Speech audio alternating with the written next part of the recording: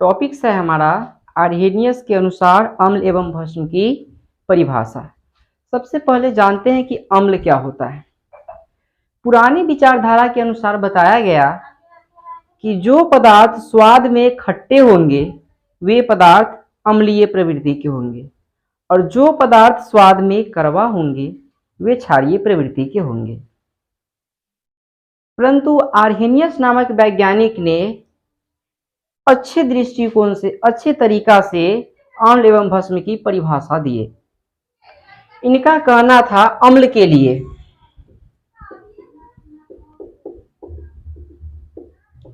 अम्ल की परिभाषा देते हुए कहे थे कि अम्ल जो पदार्थ जल में घुलकर हाइड्रोजन आयन या हाइड्रोनियम आयन प्रदान करता है, अर्थात H+ प्रदान करता है। H+ जो जल में घुलने के बाद H+ आयन प्रदान करता है, हाइड्रोजन आयन प्रदान करता है, वह अम्ल कहलाता है। और जो पदार्थ जल में घुलने के बाद हाइड्रो ऑक्साइड आयन प्रदान करता है उसे भस्म कहा जाता है। आर्हेनियस की विचारधारा के अनुसार अम्ल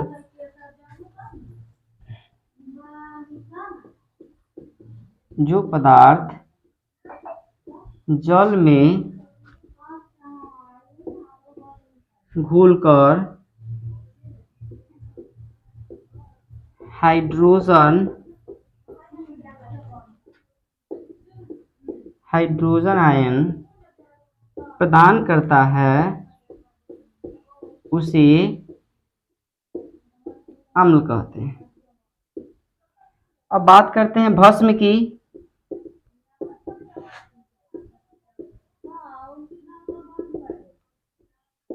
जो पदार्थ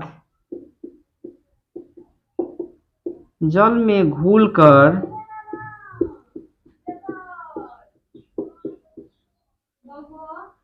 हाइड्रो ऑक्साइड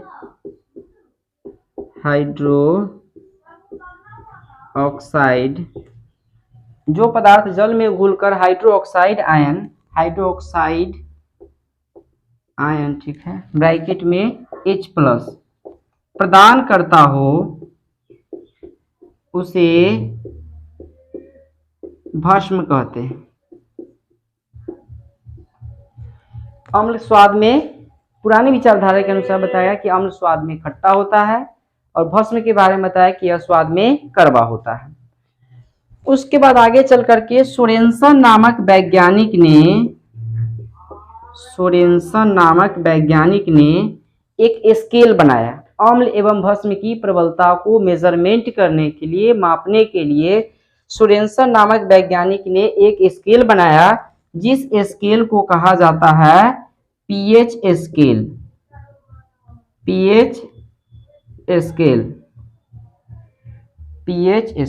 यह pH स्केल क्या है? यह एक वैसा स्केल है जो अम्ल एवं भस्म की प्रबलता को मापता है।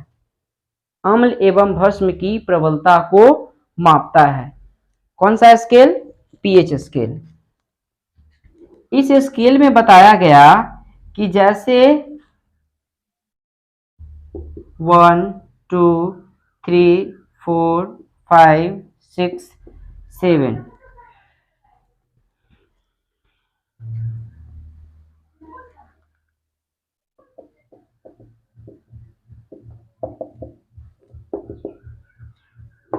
जैसे यहाँ पे हो गया 1 2 3 4 5 6 7 8 9 10 11 12 13 14।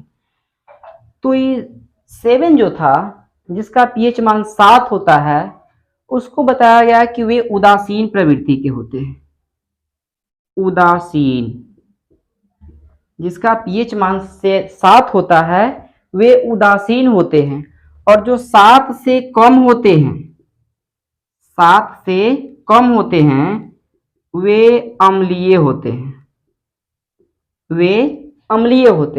जिसका pH मान 7 से कम होगा वे अम्लीय होंगे, जिसका pH मान 7 से अधिक होगा वे क्षारीय होंगे।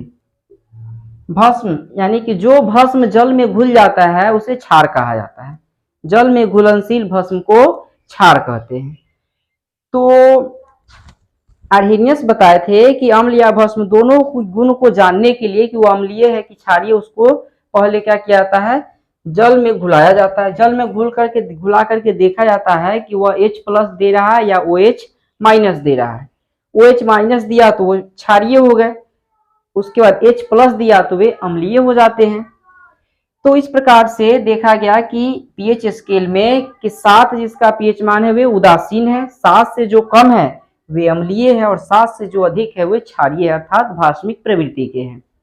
अब इसमें बात कर लेते हैं कि उदासीन से पीछे अर्थात जिसका पीएच मान 7 से कम हो, 1 और 6.9 के बीच हो, तो वे सब के सब अम्लीय हैं।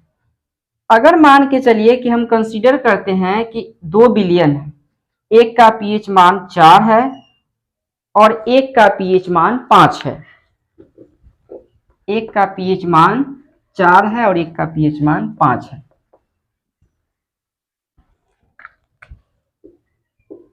एक बीकर ए है और एक बी है।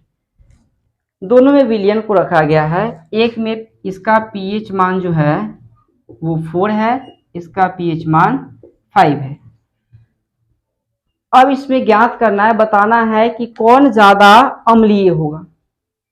तो इसके लिए जिसका अम्लीय प्रवृत्ति के लिए जिसका पीएच मान जितना कम होगा वह उतना ही ज्यादा अम्लीय होगा, अर्थात वह उतना ही ज्यादा खट्टा हो सकता है। जैसे मान के चलिए कि एक पीएच मान 5 है और एक पीएच मान 4 है, दोनों अम्लीय है, परंतु 4 का जो पीएच मान है वो 5 से कम है, दोनों अम्लीय है। तो अम्ल में जो जितना कम होता है वह उतना ही ज्यादा अम्लीय होता है। तो 4 और 5 दोनों अम्लीय है, लेकिन 4 वाला जो है वह 5 से ज्यादा अम्लीय होगा। उसी प्रकार से मान के चलिए कि एक दूसरा एग्जाम्पल, एक बीकर है P, एक है Q, इसका पीएच मान 2 है, इसका पीएच मान 5 है। दोनों का पीएच मान अलग अलग है। तो वैसे स्थिति में इन दोनों में से सबसे ज्यादा अम्लीय कौन होगा? तो इसमें सबसे कम जो होगा उसको देखना है। ये ज्यादा है और ये कम है, ये कम है ये ज्यादा है, तो ये ज्यादा अम्लीय, अम्लीय ज्यादा ये हो जाएगा, ये कम अम्लीय होगा। ज्यादा अम्लीय पीएच मान 2, कम अम्लीय